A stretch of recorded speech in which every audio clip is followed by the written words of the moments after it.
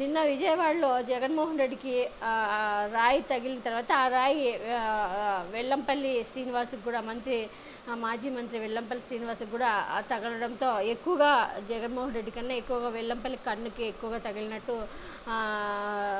ఉంది. ఈయన అక్కడ ఏం జరిగిందనేది వెల్లంపల్లి శ్రీనివాసరావు మాట్లాడారు. అంతేకాకుండా ప్రతిపక్ష నేతలు మానవత్వం లేని మాటలు, ఇంత జరిగిన తర్వాత ఇంత ఘోరంగా మాట్లాడతారా అంటూ కూడా చాలా బాధపడి తను కూడా కంటికి తగిలినట్టుగా కంటికి కూడా కట్టు కట్టేశారు.